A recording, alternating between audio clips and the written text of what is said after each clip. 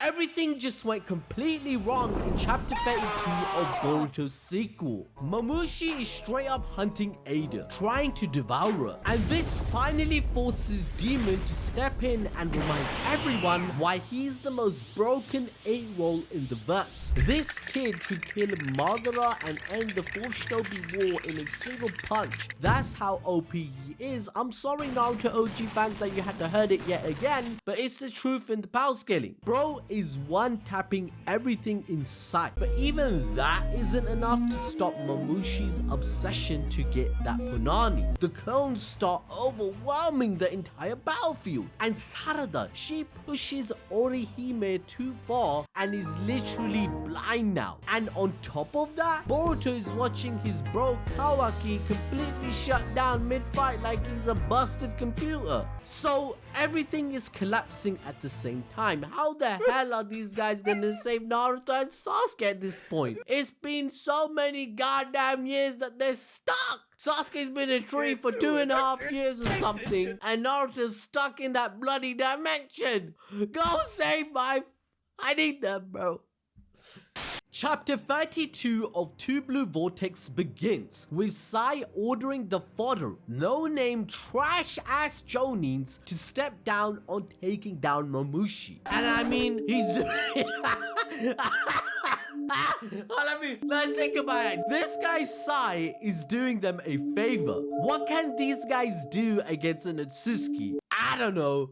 Die? Previously, Boruto pulled up at the perfect time and saved Shikamaru's position as Hokage by rescuing Kobu before things escalated politically. Kashin Koji was low-key trying to force a darker outcome by letting Kobu die for the better future that he saw, but Inujin refused to cross that line. Even with things working out in the end, Koji doubled down, stating that this Kobu guy, he actually got to go, because in every future he sees, Kobu's survival leads to conflict that ends with Konoha being destroyed or someone else important dying. So from Koji's perspective, if Boruto keeps playing the hero and he refuses to make sacrifices in his decisions, that bad future that he sees, it becomes inevitable, and that involves his sister Himawari dying. But for now, their failsafe plan is in motion. They're literally using Eida as a bait, with Boruto guiding Mamushi straight to her location. And the moment that happens, every single clone, the ones fighting Himawari's squad, Kawaki, everyone, they just basically disengage and start moving like a hive mind, all rushing towards the east. Sumire asks Amado the science behind it, where he proposes that they must have a shared consciousness that binds them all together. So yeah, in theory, this man Amado, he could cook up some anime bullshit science later on, like infecting that network with a virus and making them implode from the inside. Then we get this cold ass panel of Boruto flying across the sky with hundreds of Mamushi clones chasing him. And that's when he starts hyping up Daemon. He straight up calls him Eida's god, a person with inhuman strength and basically no limits. And people, we already know why. Amado confirmed that Daemon was created using cells from Shibai Otsutsuki, a literal kami who transcended the need for a physical body. So Daemon isn't just strong, he's operating off fragments of a person that's already beyond the entire power scaling system. That's why his ability is so broken. His reflection is a shinjutsu. The moment someone has killing intent toward it, that intent gets reflected back instantly. And that's before the attack is even fully realized or happens. So you basically got a kid running around with god level hacks baked into his DNA. Now you're probably gonna ask, wait, how did Amado even get Shibai genetics to pull this off? Fuck knows!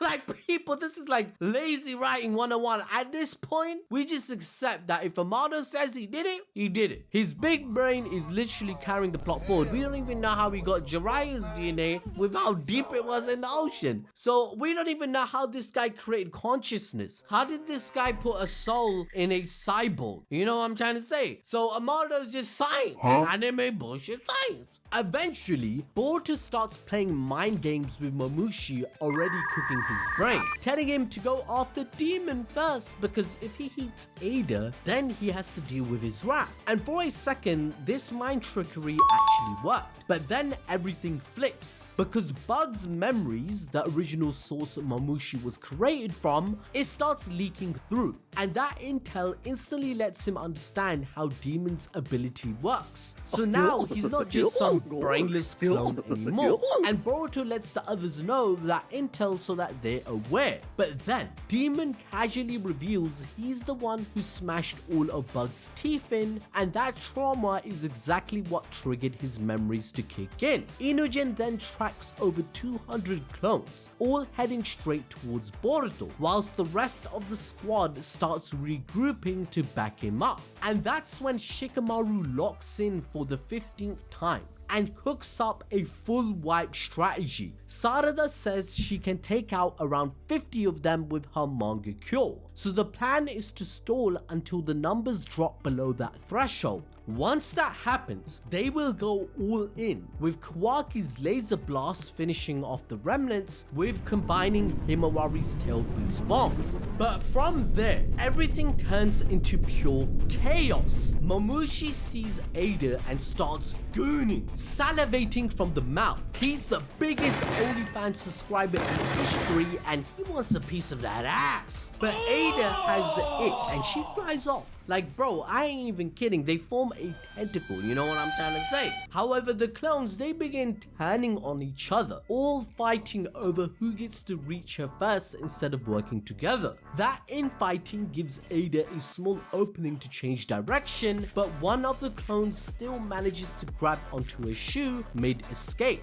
And just as it's about to devour her, Daemon's reflection kicks in and it instantly caves his skull in. The rest of the clones can't be taken out the same way because they're not coming in with direct killing intent yet. They need to actually make contact with Eida to trigger damage. But Daemon decides that he's had enough. He realizes they're moving faster than his sister, so he jumps in himself and starts wiping them out. He lands one punch so destructive that multiple clones drop instantly from the collateral alone. Then he follows it up with kicks, straight up treating their heads like footballs and taking out even more. And just people, look at the kid's face whilst he's doing this. He's actually enjoying it. It's basically a Madara vs Shinobi alliance type moment. From a bird's eye view, Daemon is just running through the entire swarm, completely overwhelming them. A few clones try to slip past him and reach Eida, but he's so fast that he catches up instantly and serves up a bicycle kick that rips them in half. He then calls them out for having no real fighting spirit, stating they can't just ignore him, they have to face him head on. And then we just see how broken his ability really is. The moment multiple clones lock onto Eida with killing intent, Daemon grabs her face and their skulls start exploding one after another instantly. Sarada and Delta can't help but look in awe that this demon kid, he actually cleans up for real. Inogen realizes that he alone killed 100 clones in less than 60 seconds and he basically has the highest kill count out of everyone. So with the number being that low, Boruto swoops in to kill even more, not giving them a moment to think at all. And this is where we get this high Avengers moment. All of the gang, they're flexing their powers. Mitsuki Sage Mode bites them down, blowing them up. Kawaki does this Exodia laser, obliterating them. And then we have Himawari. Yeah, she's just kicking them in the face. No tail beast bomb hair, people. My disappointment is immeasurable. But in that chaos, another 50 clones go down, and now it's Sarada's moment. Everyone's watching and everyone's relying on her. This is the kind of play that puts you in the Hokage conversation and fulfilling her dream, right? She activates Orihime, locking onto the remaining clones as gravitational spheres form around them, pulling everything inward for one final wipe. This should have been it, the finishing move, but then it just collapses and everything goes goes wrong. The backlash hits harder than a truck. Sarada's vision completely gives out. Her eye shuts down mid-technique and the entire attack destabilizes. The gravity field is now broken and the plan falls apart. Instead of securing the win, Sarada is left vulnerable, completely blinded in that moment and has blacked out. That's when Boruto rushes in, calling out her name as everything spirals out of control. So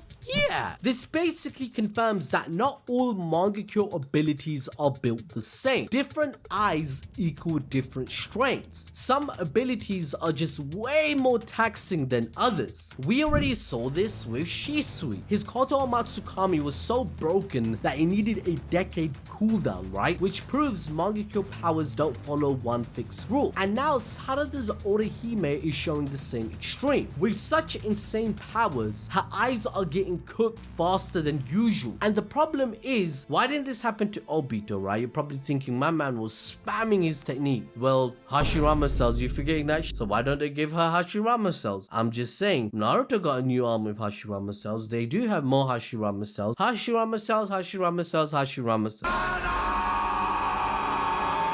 You get the point. Obito had Hashirama cells and the White Zetsu helping him out. So the same logic can be applied to Sarada, right? Because right now, she does not have a backup pair of Mangekyou like Sasuke did. So the most logical answer is Sakura creating a solution. This actually links back to episode 170 of the Boruto anime, which most of you didn't watch. Because that's where Sakura speaks to Sasuke about Sarada's Sharingan. At the time, Sasuke was focused on helping her reach the 3 Tomoe stage.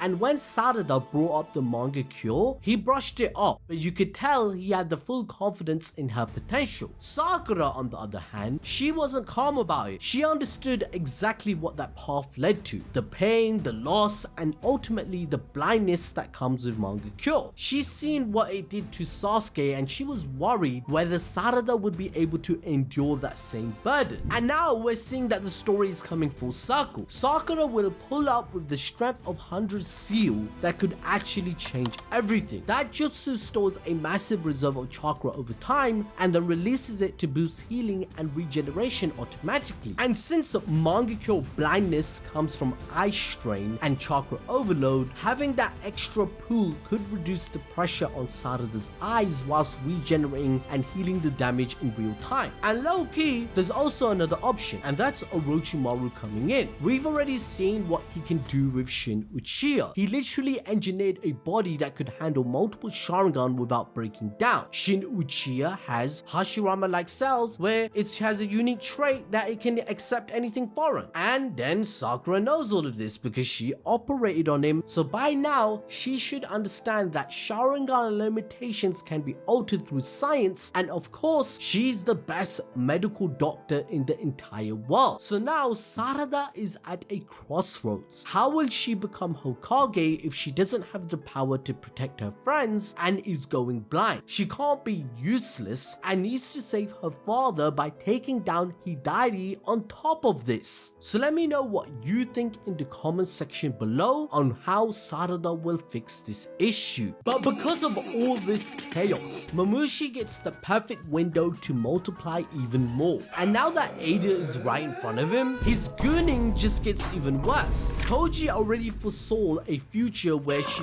actually dies and gets devoured. But since Kobu survived, the timeline might have shifted, meaning someone else could be next and he don't know. Kawaki tries to clutch up and he brute forces the situation by firing off a massive blast to reduce the clones' numbers. But bro is crashing out and he's on board watch, people. His attack doesn't even matter. The clones just ignore him and eventually this guy straight up overheats and shuts down mid-fight. Like genuinely, this dude is a bum. What did he do the entire time skip besides being an asshole to everyone? I mean, Kawaki was moving so mad that Mitsuki instantly switched sides the moment Boruto pulled up back to the village after 3 years. That alone tells you how far gone he was acting. And to be fair, he's not completely washed. When his limiter got unlocked against Jura, he actually showed flashes flashes of how dangerous he can be, and he aura formed. Like the moment where he pulled up, he flipped him off and basically said, "We're ending your life right here, right now, bitch." That shit was cold. But Mamushi, he's literally the worst possible matchup for Kawaki. Kawaki is built like a glass cannon right now. He has insane output, but against endless clones, it turns into a battle of attrition. And that's where he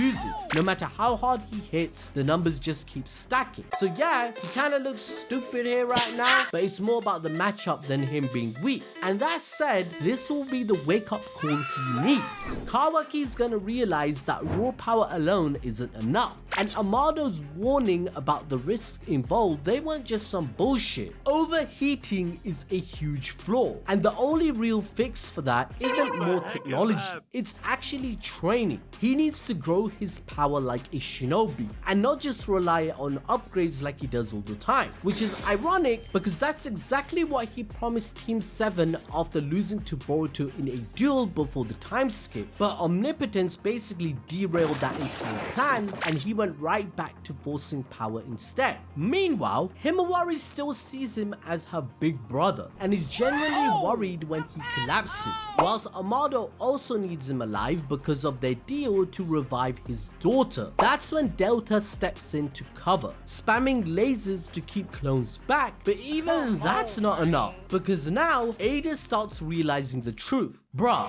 I'm cooked.